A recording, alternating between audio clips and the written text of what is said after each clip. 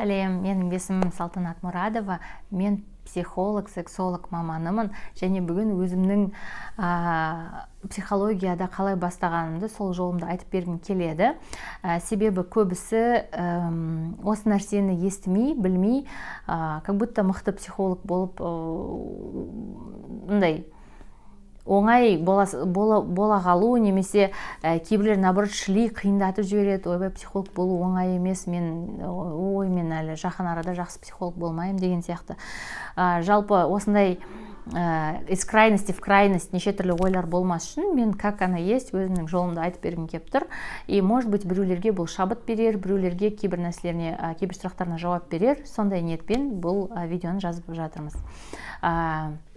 Мен алғаш психологияға, именно практикаға келгеніме осымен 4 жыл болады. И негізі мен былай қарасам, оказывается, психологияға кішкентай кезімнен құмар екенмін. Себебі мен неше түрлі романдарды оқыған кезде уже олардың қарым-қатынастары, логикасы, сонда мынау жақсы көрген үшін бүйтіп істепті ғой, мынау бүйтіп бара алмады оған деп бәрін түсініп, адамдардың как будто іштен переживать етіп жатқан эмоцияларын түсініп отырғандай оқитынмын. Негізі бастамасы сол жақта деп айта аламын. Бірақ егер де былай профессиональный жолға келетін болса, сразу алғаш консультациямды айта кетейін. Бірінші кездері мен консультациямды тегін жасайтынмын. И сол тегін жасағасын маған как раз ең бірінші кейсім есімде, педофилдің құрбаны болған кісі келген, және соны прям бүкіл детальдерімен өте ауыр, қиын бір оқиғасын айтып берген. И мен ол кезде ешқандай психологияны қалай бастау керек, қалай терапевтировать ету керек, қалай адамдармен жеке жұмыс жасау керектігін білмегендіктен мен просто ол кісіні тыңдап шықтым. И даже, енді Алла жар болсын дегеннен басқа ештеңе айта алмадым. Себебі ол туралы ешқандай білімім жоқ болды, или оны қалай көмектесу керек, қалай оның жарасын жеңілдету керектігін білмедім. Сондай немен все равно ештеңе білмесем де, сол кезде әйтеуір бірдеңе жасағаныма өзіме до сих пор ризамын. Себебі практикасыз ешқандай іс-әрекет басталуы, жасалуы, немесе үлкен нәрсеге айналуы мүмкін емес. Яғни кішкентай болса да, қорқыныш болсын, түк білмесең де, әйтеуір хотя бы бірдеңеден бастау керек, хотя бы просто адамдарды тыңдау керек. И сол кезде мен мысалы сол кісінің хикаясын естіп алып, өміріндегі сол больді, травмасын естіп алып, менде наоборот өзіме алған кезім болды. Мен 2 қыз өсіріп отырмын, неужели соларға бірдеңе болып қалса, олар да осындай құрбан болып қалса, не істеймін деген сияқты уайым, қайғыға беріліп ауырып қалдым даже. И сосын түсінгенім, оказывается, все-таки аз да болса какой-то бір әйтеуір бір более-менее менен сәл жақсырақ жасап жүрген біреу болса да, сен қазір қалай істеп жүрсің деп сұрап, бір-бірімізбен, оказывается, сол опытпен бөлісу керектігін түсіндім. Сөйтіп мен осылай ауырып қалғасын, бір кісінің консультациясын сатып алдым. Сол жерде ол айтты: ни в коем случае жеке консультацияны тегін жасама. Енді сен міндетті түрде какой-то бір баға қоюың керек. Себебі сен ауырып қалдың. Кейбіреулер, тем более саған осындай бірден ауыр тақырыппен келген екен, сен осыны көтере алмай қалдың, сол үшін сен ақылы қыл деді консультацияңды. И ары қарай ол консультацияны қалай бастау керек, қалай ортасында не қылу керектігін ештеңесін айтпады, тек қана осы советті ғана айтты. И мен өзімде сұрамадым ба, или айтса да мен оны түсінбедім ба, қабылдамадым ба, білмеймін ғой. Бірақ енді бастап жүргесін, сосын айттым: енді бұдан былай мен тегін қабылдамаймын, менің сағатым дедім де, бүйтіп ойланып қалдым. Сөйтсем, мен консультациям, и ойладым, 500 теңге қылып қойсам бекен. Жоқ, 500 теңге аз. 1000 теңге дейін ба, қойшы 2000 теңге деп айтайын деп, әйтеуір өзім ойдан бір бағаны шығарып алдым да, 2000 теңге деп айттым. Содан маған мен активно блогымды жүргізіп жатқан, блогымда неше түрлі ақпараттар берем, сөйтіп қыздарға неше түрлі жауаптарымды берем. Соған қызығып, маған бір клиент келді. Сол клиентпен 4 сағат сөйлесіп, консультация жасап, ол маған аяғында 2000 теңге жіберді. Сонда получается менің сағатым 500 теңгеден болып тұр.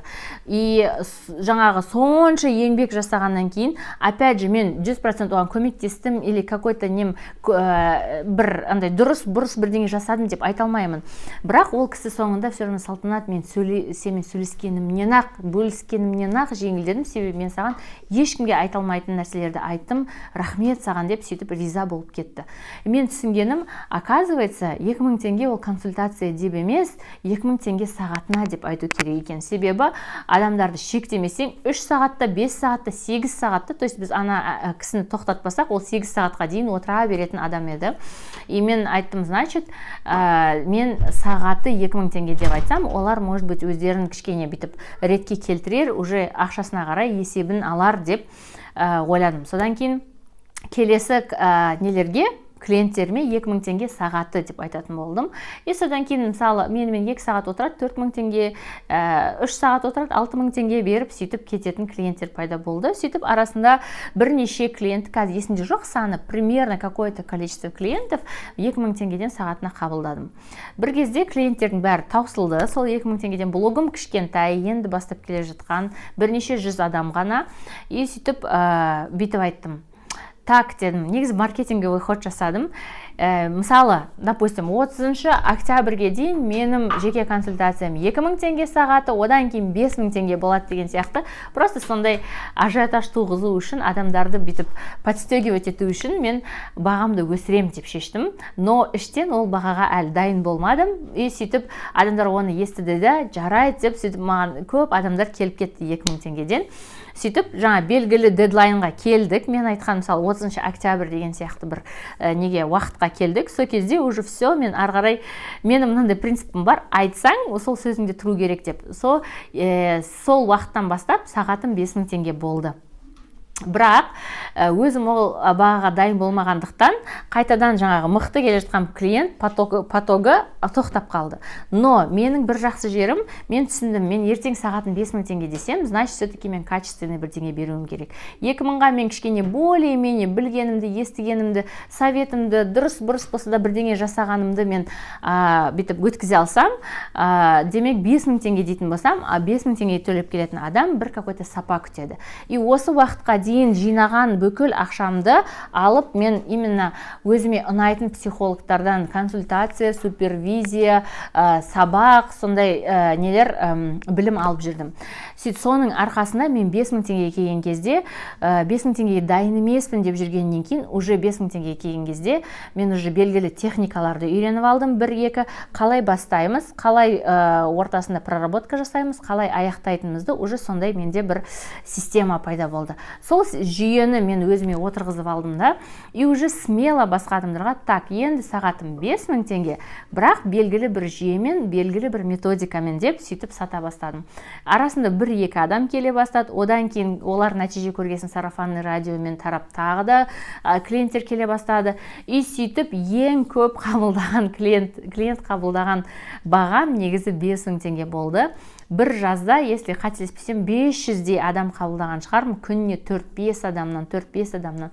И соның арқасында күнде көп адам қабылдап, және күнделікті үзбей бүйтіп бүкіл жаз бойы қабылдап шыққансын, менің нем пайда болды, бір уже белгілі опытым, адамдарды түсінуім, адамдарды сезінуім, яғни көп адам менен өткеннен кейін мен өзім арнайы бір логика шығара бастадым. Мен, оказывается, адамдармен былай істесем, оларға тезірек өтеткен, былай түсіндірсем, көбісіне былай өтеткен деген сияқты өзіме түртіп алып отыратын өзімнің жеке техникаларым ақырын пайда болды. Содан не керек, мен шын айтсам, бұл 5000 теңгелік консультацияларды Гагарина деген аллея бар, далада, аллеяда, скамейкада жасайтынмын. Сөйтіп 500-дей адам сол скамейкадан өтіп, уже күн суып, күз бола бастағасын, мен уже кабинет ашу керектігін түсіндім.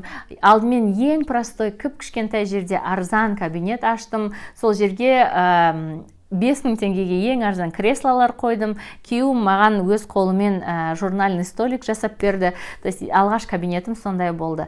И сол кабинеттен бастап қалай кабинетке кірдім, бағамды өсірдім. Енді менің сағатым 10 000 теңге деп. Но қатты қорықтым, қатты қобалжыдым. Арасында все равно 10 000 теңге деп қоямын да, бірақ студенттерге 5 000 теңге, көп балалы аналарға 5 000 теңге, анаған скидка, мынаған скидка, бұрыннан келгендерге 5 000 теңге. В основном адамдар 10 000 теңге десем де, 10 000 теңгені тек қана жаңадан енді естіп, енді мен туралы бетіп біліп келе жатқан бөтен адамдар болмаса, в основном по-свойски көбісіне 5 000 теңгеге өткізіп жүрдім. И содан кейін мынандай бір жағдай болды. Мені әдейі менің кейбір сырларымды біліп, мысалы, көп балалы ана болмаса да сондаймын деп айтып, өтірік айтып келетіндер болды 5 000 теңгеге, студент болмаса да студентпін деп өтірік айтып келетіндер болды. И мен оны нақты біле тұра, сонда да көзімді жұмып қабылдай беретін. Бір күні ашуым келді. Нет, теперь нет никаких скидок, теперь у меня всем 10 000 теңге деп тоқтағаным болды. Бірақ енді мен бұның бәрін көптеген опыт арқылы, көптеген нәтиже арқылы, мен өзім сондай негізі бірнеше рет ауырдым да, оны көтере алмай, кейбір адамдардың сұрақтарын көтере алмай, кейбір мәселелерін айтқан өміріндегі бір опыттарын көтере алмай қалған кездерім болды. Негізі бұның бәрі шалынып, құлап, сүрініп, сөйтіп жеткен негізі опытым болған. И содан кейін 10 000 теңгеге әкелгесін адамдар ақырын азая бастады, бірақ сапасы көтерілді.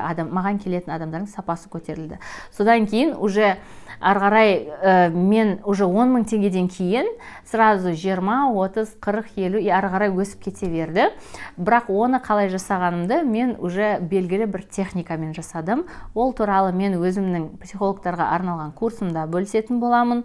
Және бұны көріп атқан басқа психологтар болсын, басқа адамдар болсын, қандай пайдасын тигізгім келеді. Яғни дым істемей отырғаннан көрі, хотя бы білмесең де, түртіп болса да, андай вслепую дейді ғой, бірдеңе жасап бастай беру керек. Хотя бы какой-то вот опыт, какой-то желание бар болса, әйтеуір бірдеңе жасай беру керек. Это раз.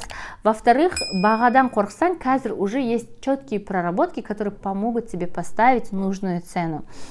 Почувствовать, допустим, убрать тот страх или ту боль, которая тебе мешает поднять эту цену. И сейчас у меня уже в копилке не только там чьи-то знания, у меня в копилке собственные знания, которые я сама вывела из, мысалы, мына жерде дін туралы оқимын, мына жерде психология, мына жерде там тағы да басқа ғылымдар туралы оқимын. Вот соның бәрін біріктіріп, бір логикамен өзімнің техникаларым, өзімнің методикаларым, өзімнің логикаларымды шығарып, сол арқылы мен қазір блог жүргізіп жатырмын, сол арқылы мен адамдарға көмектесіп жатырмын, және оны мен бөлісуге дайынмын. Егер де сіз осындай техникаларды, қыр-сырларын білгіңіз келсе, үйренгіңіз келсе, міндетті түрде келіңіз. Сұрақтарыңыз болса, комментарийге жаза кетіңіздер. 10 000-ға, 5 000-ға жүргізіп келе жатқан консультацияларыңызбен қазіргі консультациялардың айырмашылығы қандай? 5 000-ға в основном жүргізген консультацияларым негізі интуитивный болатын. Мен примерно андай бүйтеді ғой, сеземін, бірақ не екенін онша түсіне бермейтін. Мен примерно былай, например, жобалаймын, например, бұл қорқыныш сияқты, или может қорқыныш емес па, былай мынау мекен деп примерно бүйтіп андай методом тыка, методом проб и ошибок жасайтын консультацияларым болды, және ол жерде қолданатын бір-екі ақ техникам болды. Қазір егер маған кез келген адам любой сұрақпен келсе, мен уже адамға сай, және оның психикасына, қабылдауына, ерекшеліктеріне сай нақты методика қолдана аламын, және ол тіпті конкретно для конкретного человека методика ойлап та таба аламын. То есть менің ерекшелігім сол. И қазір, мысалы, маған келіп атқан адамдардың сапасы бөлек, бірінші келіп атқан адамдардан көрі. И қазір в основном маған уже өздері қалыптасқан тұлға ретінде, сондай успешный, өзімен таки-так жұмыс істеп жүрген сондай адамдар келуде, және олардың запростары басқа уровенде, басқа логикамен жұмыс істеу керек. Ол туралы да бөлісе аламын.